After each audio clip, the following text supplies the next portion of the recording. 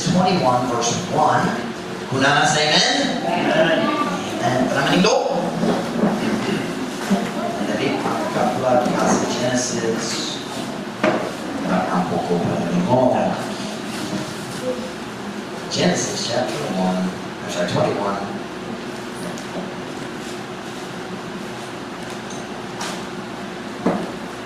Genesis chapter 21, verse number 1 and 2. Dahil mo lang data sa verse sa Ecclesiastes. Genesis chapter 21, verse 1 and 2. And the Lord visited Sarah as he had said. And the Lord did unto Sarah as he had spoken. For Sarah conceived and bare Abraham a son in his old age, at the set time of which God had spoken to him. Just a little bit.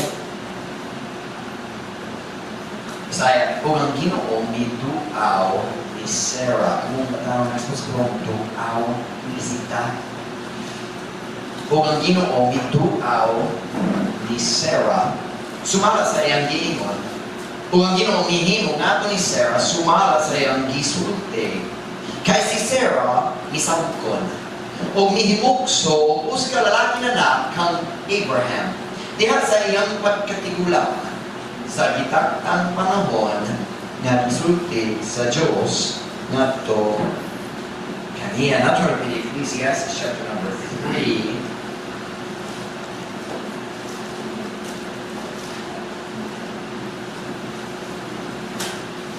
Ecclesiastes chapter number 3, verse number 10 and 11.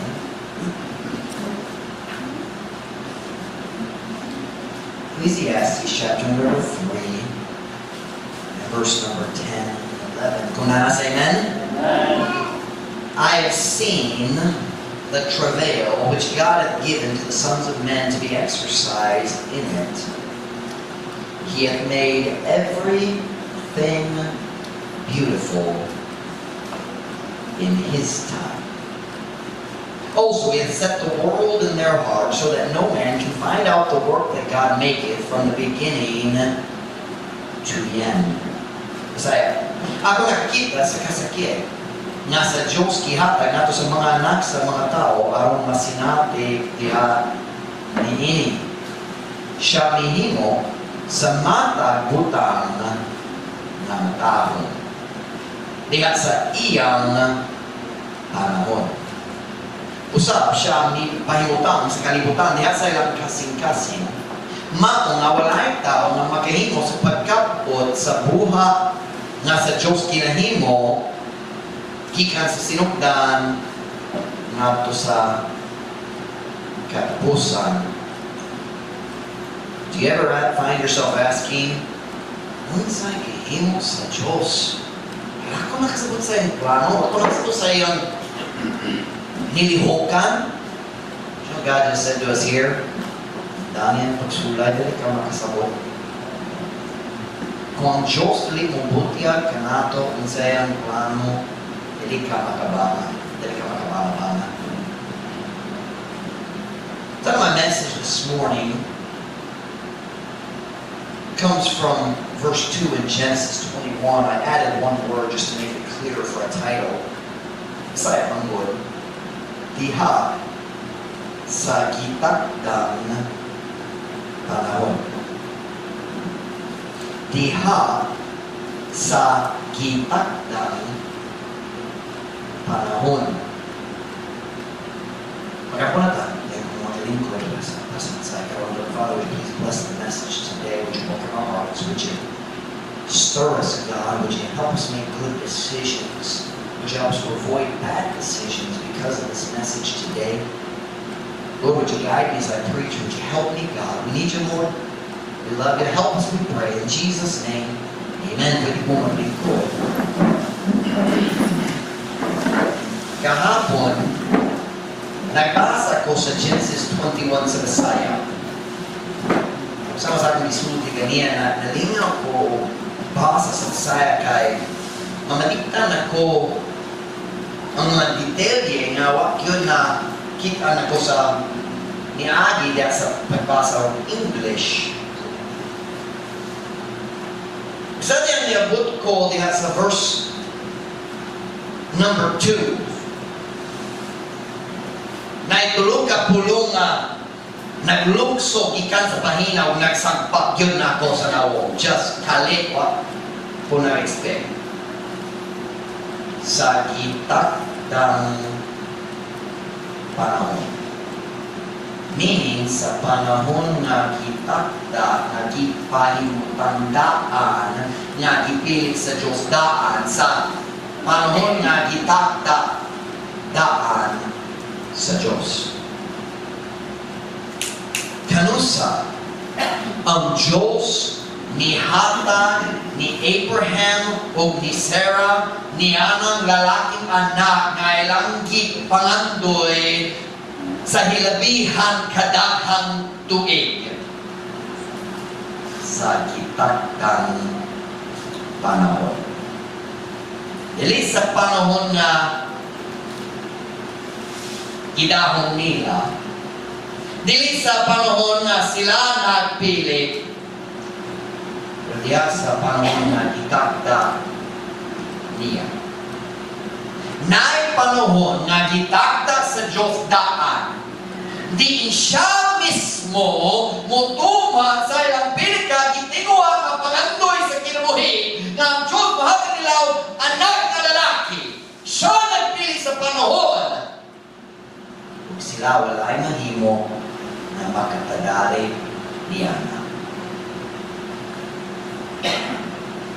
Waktu kabalo kagaya ninyo, Pilipino mo, Amerikano ko. Amerikano na ay tungo diri sa Pilipinas nga medyo tinuod. Kasi that way, na ay reputation, na ay dungo, na ay common idea na mga Amerikano wala'y pasensya. Magdalit-dalit kanunan. Medyo tinood. Kini nga Amerikano na tungo sa pagbulag. Ang mga Pilipino, ato sa bus station na mo, ato bis na sa maglingkod-lingkod ra, mag-relax, magpalit sa snacks, magtabi-tabi. Ako mo sa bus station, magtabi-tabi ko, naglakawa sa amo ko, kami sa mula kata! Sunod sa barko, akong tao mo tao kung may malantaw kung sa last car isulod, kung sa tamo larga.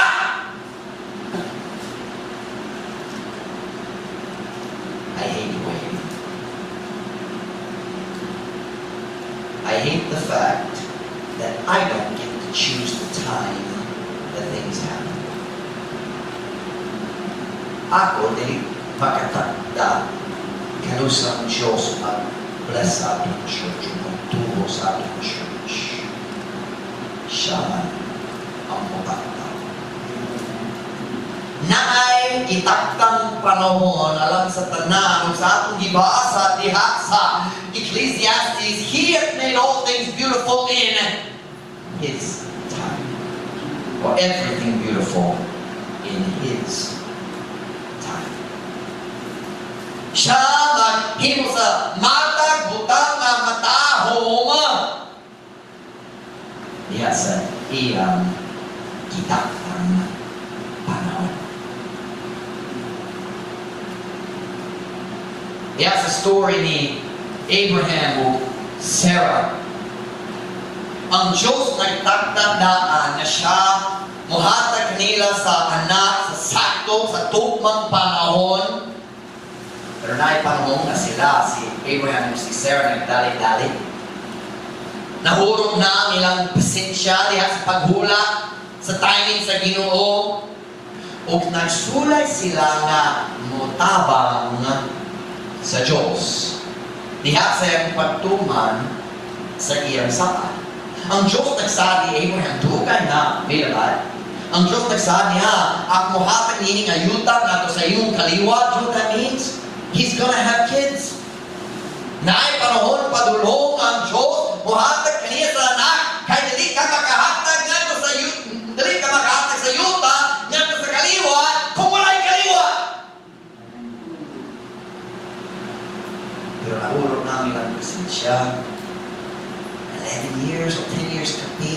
nagulat sila. Niabot sila sa Canaan, sa dihang si Abraham, 75 na. Alright, let's sit Leah up. Let's not do that. Leah, go down back. I love Leah. Sweet guy si Leah. Pero daw ka ng mga kawan. 75 years old, si Abraham sa dihang niabot sila dito sa promised land, sa Canaan. Dito, sa Canaan, sa dahil 75 na siya, ang Diyos nagsabi niya, kung mga pinihinin na yun, tanap sa imong kaliwa. Ang mga tuwid, may labay, hinay-hinay, wala na. Kasi nagkatigulang na, samo o katigulang, something like that. Wala niya po na. See, Abraham 75, see, Sarah 65, that's old.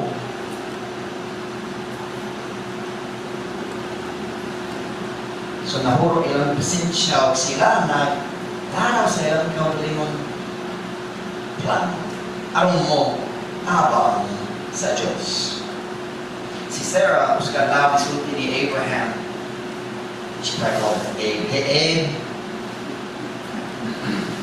Ang Diyos ipugong ka na ikan sa pagpanganak. She said that God is doing this. Ang Diyos ang ipugong. It's funny, magpasok ta sa Ginoo kung anong dapat mo sa that decision. Kanahan ngayon mo, ang Diyos ang nagpugong ka na ako ikan sa pagpanganak. Pero na ko idea. Abraham, kinakuha to. Ako na ay sulugoon na babae na si Hagar. Ako hatag ni Hagar at kanimo o pwede ka mo dulog kaniya. Aron siya magsabak alam na nako. Ako mo ang kung sa iya na. Kana may diya ni Sarah. I say, kana dali ang plano sa Ginoo. Kana ang plano nga nagikan sa kasing-kasing sa tao nga nahugtan sa pasensya. Pero si Abraham daw sa tambag sa asawa. Kana na sulugoon na babae ni hatag o na lalaki nato ni Abraham. So mura uswa ang ilang plano. Pero kana dali diya ang plano sa Ginoo. O kana nga plano nga gilaraw sa tao diha sa ilang pagdalit-dalit.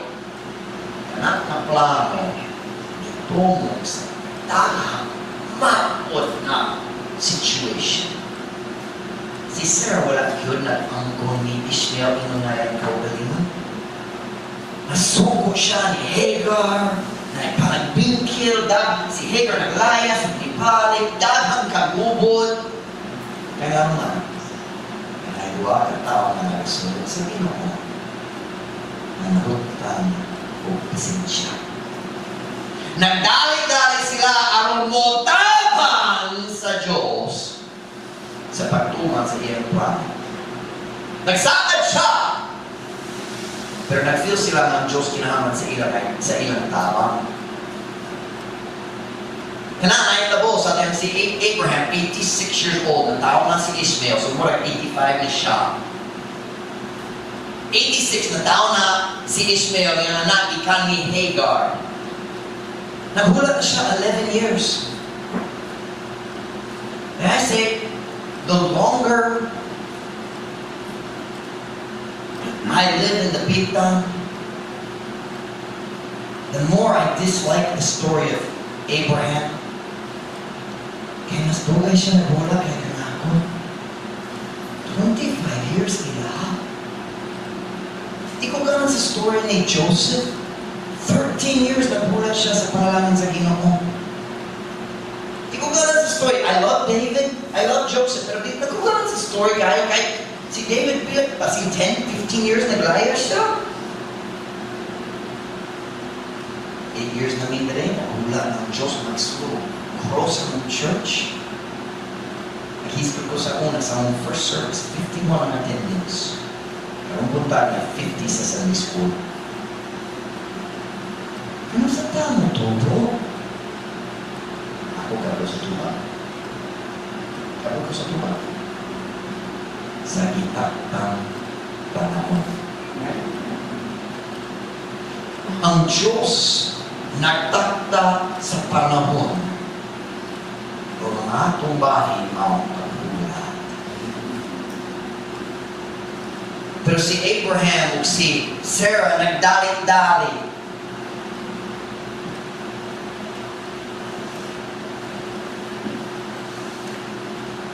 Lakaw ko pinag-isip na kumilit ka na. Kini ka magbuwan ka na makita ninyo ka ng tao. Umansa, napulog ka tuwid ka pain. Sana hindi ka puwi na sila sa pagbulan. Naglaraw sila sa ilang gawin yung plano. Nagdalit-dalit sila. Nagdagang unahan sa Ginoo. Wala naghulat sa iyang pag-iya. Ay na wala nito. Kapag may yung kakilang buhat. Kung kiniya mong buhat ko, nagdalit-dalit sila. Have you ever done that? Sugod na ba kang nagdalit-dalit? Nagdagang unahan sa Ginoo. Nagmahay ka sa bunga niya na decision. Nagdalit-dalit sila. Let's just be honest, 10 years, that's a long time to wait. Diyos nagsaad, 10 years, wala pa, kasi ako po na mahutan sa pasensya. Wala kasi, sigurado. Watch me, let's just listen to it. Ang ilang plano, ang ilang paglaraw sa pagtawang sa Ginoo, kana na plano, wala nag-usog sa plano sa Diyos. Kana na plano, nagpagubod lang sa ilang kinabuhi samtang sila nag-uula. Pila ka babae, pila ka lalaki, magdagan nga to sa uskakuyang relasyon. Kaya wala pang Diyos ni hatag nila niya na special na relasyon. Samtang sila nagpula, kubo na kayo. Wala na change ang plano sa Ginoo. Nagubod lang samtang maghula. Pila ka tao na tinuha sa usga nindot na butang dako, nindot na balay, usga sakyan na uman na mayo o cellphone, nagdalit-dalit siya. Kasi ang Diyos nagplano mo hatag kiniya buon-buon, pero di siya na maghulas, magutang. Dahil mabot ang payments. Kalit lang nag-realize, uy, bilisan ko akong pagpunta. Tawag mo lang, uy, 50 pesos per day lang. Dahil po na, nung ko sa lalaki na yung 50 pesos lang per day sa akong motor. Kaya na ako. Imong sweldo, 300, 250 na lang, matagalaw. Kung sa inyong kampon, sa sunod tulog ka tuwing. Si magbantay ang tao sa ilang porta, uy, kinakong sweldo, kaya ako kiningawatan. Nagplano ba ka magkaong gihapon? Nagplano ba ka mag-play sa sanilas usahay? Basi ni mong mga anak, ganan sa sunan usahay. Pero magdalit-dalit ta, kaya ganan ko nga sa akong cellphone, na-crack ang screen ko, magpalit ko, ganan ang utang. Ubuta sa sipagdalit-dalit. Pero dali pa change ang plano sa Ginoo. See, it's not just Americans who are impatient. We just show it more often. Mga Pilipino, maghibong sa ang wala pasensya. Dagang masaba. Ang ilang paglara, wala nagusog sa plano sa Diyos. Isaac did not come one day sooner. O si Ishmael, wala nakapuli ni Isaac.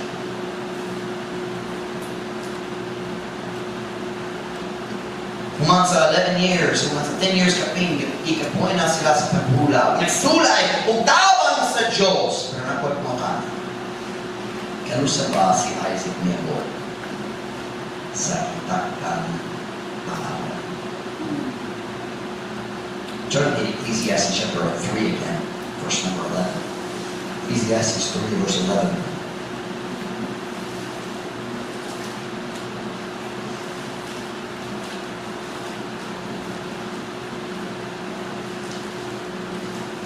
Ecclesiastes chapter 3, verse 11. Unanas, amen? He hath made everything beautiful in his time. Also, he hath set the world in their heart, so that no man can find out the work that God maketh from the beginning to the end. Siya mihimo sa matagputan ng tao diha sa iyang panahon. Usab, siya ni paimutan sa kalibutan diha sa ilang kasing-kasing maong na walay tao na makahimo sa pagkatod. Is that a slang word for it? Can find out. Pagkatod. Interesting. Sa buhat nga sa Diyos ginahimo gikan sa sinugdan ngadto sa katapusan. Muna sa tanang karunungan, mayroon ko, kung ninyo na ang Diyos lang nagahon sa paghimo sa mga kinulit ng tao. He makes all things beautiful. You can't. Siya ang minimo sa matagbutan ng matahong. Pero kanyang truth ay listen. Kana nga katahon. Kana nga katampis. Kana nga kanindol. Dili pwede nadalikod. Siya maghimo sa matagbutan ng matahon diha sa iyang panahon. Dili sa atua.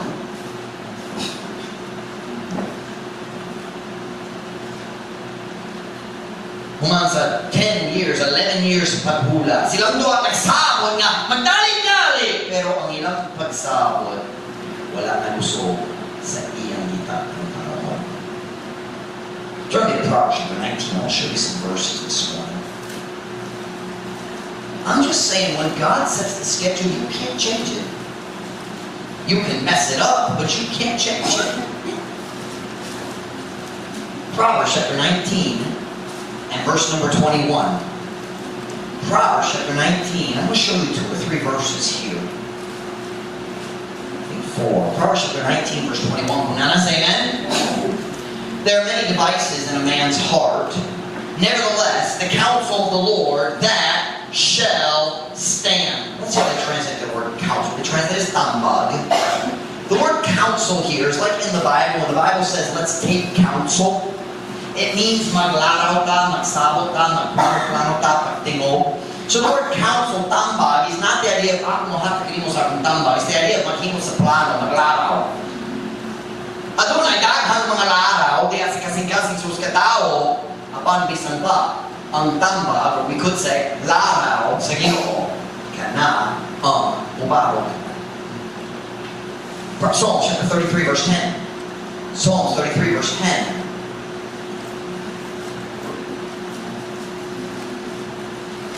Listen to me. What is the word shortcut? Laktawan? Pwede ba laktawan? Just laktaw diretso. Wala laktaw na ito sa usika na tao na kinuhi. Can I say it that way? There's no shortcuts to a beautiful life. You gotta do it God's way. Kinahanglan maghula sa iyang timing.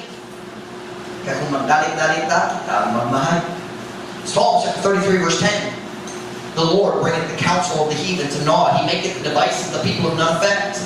The counsel of the Lord standeth forever. The thoughts of His heart to all generations. Ang Ginoo nagadala sa tambag sa mga pagano ngadto sa pagkawala. Siya nagahimo sa mga laraw sa katawhan na walay kahimuan. Ang tambag sa Ginoo.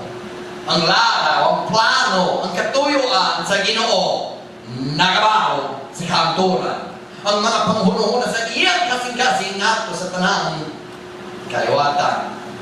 I know the most of James chapter 4. Hindi wala sa outline. But I know the most of James chapter 4. English lang. Kaya wala kong kabalo sa side. Go to, ye that say tomorrow, today or tomorrow, we will go into such and such city, continue there a year, and buy and sell and get gain. I know the money on a verse. Tala na, mga na po sa syuda na, dito raw, magpabili dito, 1 year, 2 years, magpatigayon, magbaligya, magkinansya ta. God says, ayaw, pagsundin niya na. For that ye ought to say, if the Lord will. Kung bukod ang Ginoo, kita mabuhi, magkinabuhi, o magwa ni ini o ni ini. If the Lord will, we will live and do this or that. So often, kita magpunmuna, kailangan ko magplano sa akong kinabuhi. Ano, kailangan ka magkatong sa iyang plano, arong subayan ka na. Nothing wrong with dreams and plans, but you better make sure it's God's plan, not yours. Isaiah 14, verse 27. Isaiah 14, verse 27.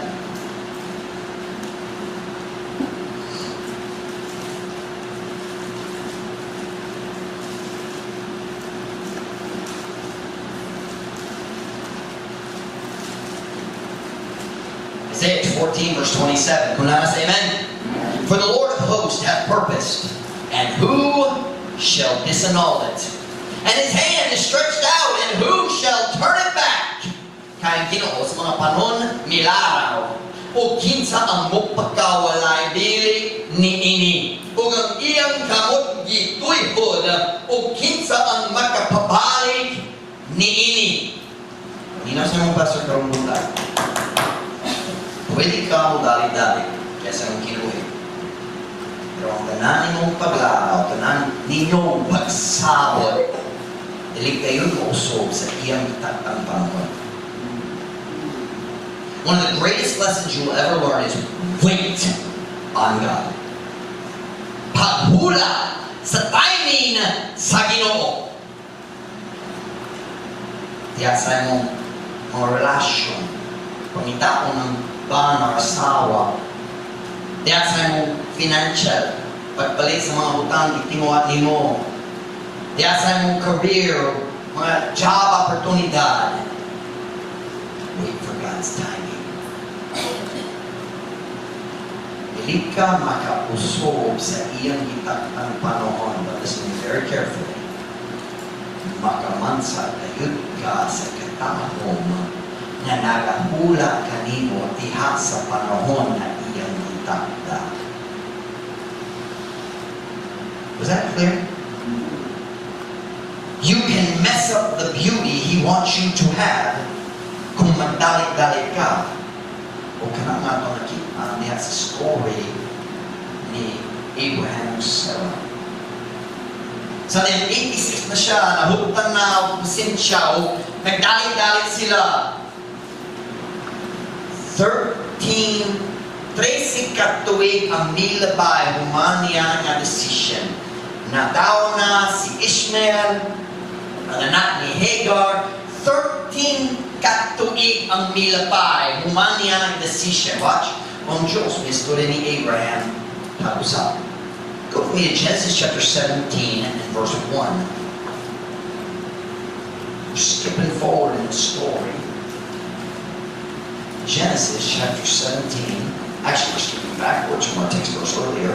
Genesis 17 and verse number 1. Genesis chapter 17 and verse number 1. So si Abraham, 86 years old, sabi ng si Ishmael na tao. Genesis 17 verse 1.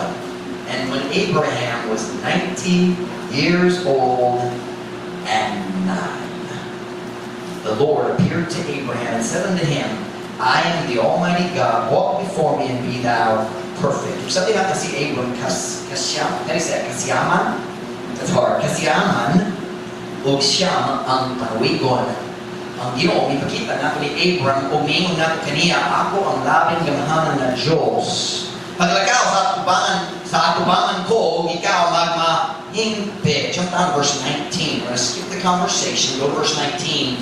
And God said, Sarah thy wife shall bear thee a son indeed. Kinamanggulang plano sa Ginoo. Si Sarah mismo ang mga anak ang muhata ni Abraham sa husga ng lalaki. And God said, Sarah thy wife shall bear thee a son indeed, and thou shalt call his name Isaac, and I will establish my covenant with him for an everlasting covenant, and with his seed after him. Verse 20, and as for Ishmael, I have heard thee. Behold, I have blessed him, and will make him fruitful, and will multiply him exceedingly. 12 princes shall he beget, and I will make him a great nation. Verse 21, but my covenant will I establish with Isaac, which Sarah shall bear unto thee at this set time in the next year. Aside, verse 21 lang, upon ang akong pakisabot Ako ipalikon uban ni Isaac, we could say pinaagi ni Isaac nga si Sarah magsaba nga kanimo niini nga itaktang panahon sa sunod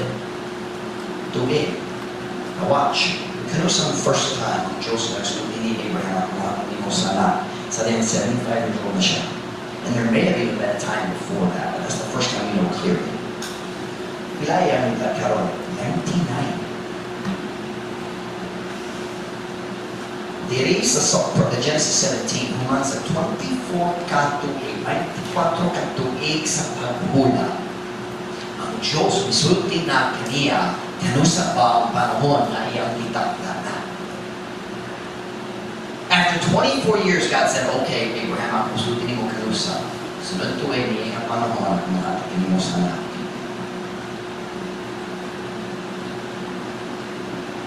Ang iyang pagdalit-dalit, wala ni usog sa isang minsan. Ang itaktang panahon sa Ginoo nagparo na kontra gihapon.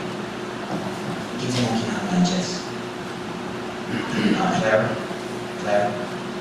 Guitar from Machine that work with me. But I mean, that's okay. I kind of feel like everybody likes this sermon about as much as I do. Which is not at all.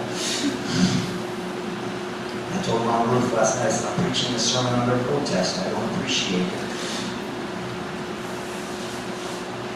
Don't tell me I have to wait. Where was I? Ang ilang pagdali-dali, wala nang usog sa isang unsa. Kaya nga panahon, itakta sa Diyos sa maragyapo. Listen, you can hurry. You're not going to change God's timing. Go to Genesis 21, verse 1. Sa sunod tuig, sumara sa isaad sa Ginoo. Kaya sa panahon na yung itakda si Sarah, nihimukso sa uskal natin na. To read the story, this is our text verses. Genesis 21 and verse 1. And the Lord visited Sarah as he had said, and the Lord did unto Sarah as he had spoken. For Sarah conceived and bare Abraham a son in his old age at the set time which God had spoken to him. Kaya si Sarah misamko nung nihimukso sa lalaki na anak kang Abraham diya sa iyang pagkatigulang sa itaktang panahon nga gisulti sa Diyos nga to kaniya. Paminahan ko, I'm going to read Ecclesiastes 3:11. He hath made everything beautiful in his time. Also, he hath set the world in their heart, so that no man can find out the work that God maketh from the beginning to the end. Siya mihimo sa matagutang matahong diya sa iyang panahon, usab, siya may paibutang sa kalibutan diya sa iyang kasing-kasing. Mao nga wala itaw nga makahimo sa pagkapod, pero sa pagkapod, diya pagsabot, sa buhat nga sa Diyos kinahimo, gikan sa sinugdan, nga to sa katapusan. What are we seeing here? Na ang Diyos dito sa langit, gawa siya sa panahon. Naglihok siya sa usa lang kaplano, gikan sa sinugdanan, nga to sa katapusan. O kita na diri sa taliwala, nagsulay makasabot kung siyang gibuha sa ato. And the Bible says, He set the world in their heart, meaning, ang atong pagsabot, kilimitado, nga ito niinig ang kalibutan kinuhira. We can't understand what's happened up there in heaven. We can't see the big picture ikan sa sinugdanan nga ito sa katapusan. All we can see is this. Kung bisa na atong pagsabot karon, kilimitado o buhay klaro. He says He's put the world in their heart so that maunga walay tao makapakapanon sa iyang buhay. You listen to me very carefully. God is the only one who can make your life beautiful, but you can't figure out how He's going to do it. Kaya kung kabalukadaan, asa man ang pagtuko.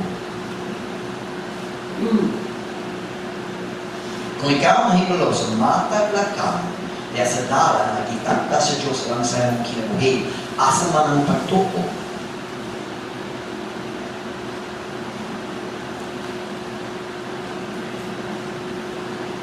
But here's the truth I want you to see in relation to their story. Human sa tanan nilang pagpula, watch now, ang Diyos mihimo na sa ilang kinuhin na matahong pinaag sa pag-abot ni Isaac ang ilang pinagdakong panganuloy. Nagpapakang, samtang si Abraham o si Sarah na pula, nakasabot ba sila sa pumanaw sa Ginoo? Nakasabot ba din? Mukha. Samtang ikaw nakapula sa timing sa Ginoo at sa Ginoo. Nakasabot ba ka sa pumanaw sa Ginoo? Wala. Pero Panginoon, hindi ka matuoran.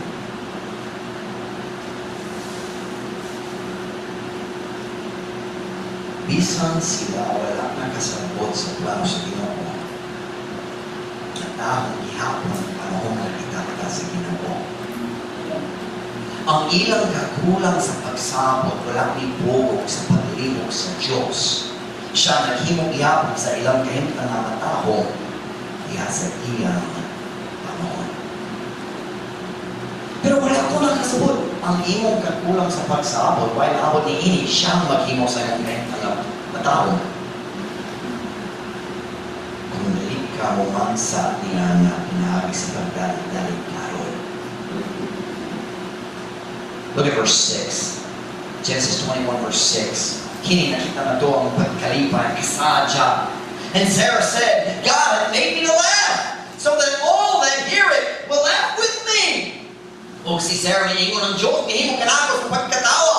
Aron nga ang tanan na magadog mo katawa uban kanako. Verse 7. And she said, who would have said unto Abraham that Sarah should have given children son, for I have borne him a son in his old age. Kung siya miingon, kinsang mo ingon nato ni Abraham na si Sarah mong pasusog kayo ng mga bata.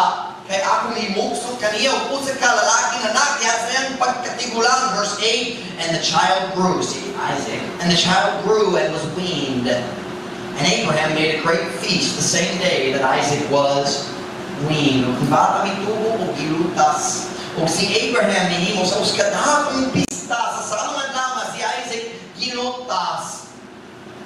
Tanan, nilipot kayo, matahong na ang tanan. Wow, ang Diyos nihatag nila sa anak. Nito yun, matahong ang tanan. Halos tanan. Dili matahong ang tanan. Tanan verse 9. So night party para ni Isaac. And Sarah saw the son of Hagar, the Egyptian, which she had born unto Abraham, mocking. Kung nakita ni Sarah ang anak ni Hagar, mahituhan nga iyang gihimukso nga ni Abraham na nagabugal-bugal. Dali si Hagar nagbugal-bugal, si Ishmael yung anak. 13, basin 14 years old na siya, nagbugal-bugal siya. Mura 14 ka din yung panahon na. Wherefore she said unto Abraham, cast out this bondwoman and her son. For the son of this bondwoman shall not be heir with my son, even with Isaac.